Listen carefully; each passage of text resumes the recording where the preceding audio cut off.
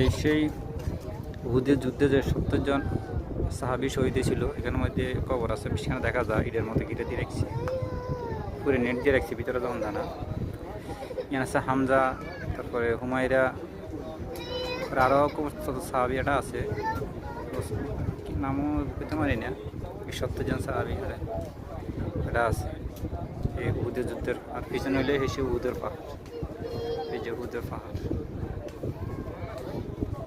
আর এই ছোট হলে এই পাহাড় হইয়ান যে পাহাড়ের পিছিয়ে কাফাররা যুদ্ধ করতে হিসে যারা হলাই গেছিল, তো সাহাবিরা মনে হচ্ছে হারা গেছে, তারা যখন সামনের দিকে আবার চলে এসে পরে এরা পিছিয়ে তো আক্রমণ করি 70 জন সাহাবিরা শহীদ করছে। এই পাহাড়ের পিছনে কাফাররা ফলাই আছে, যুদ্ধ হয়েছিল এটা এই ময়দান নিয়ে। উমাইরা, জাহিদ বিন হামজা, এরকম বড় বড় সাহাবি 70 জন এখানে শহীদ ছিল। এই 70 জন সাহাবির যুদ্ধের ময়দানে লইয়া আর আর এটা পুরো উহুদের পাহাড়, উহুদের পাহাড়। আর এগুলো ছোটো পাহাড় নিয়ে যেতে মূলত যুদ্ধের সূত্রপাত হয়েছিল। কাফের হওয়া লাগিয়েছিল এখানে পিছনে, তো সাহাবিরা মনে করছে এরা গেছিল। ওরা যখন এটা চলে এসে পরে এরা এই পাহাড়ের পিছনতে বার হয়ে পিছন থেকে আক্রমণ করি শহীদ মসজিদ আছে কেন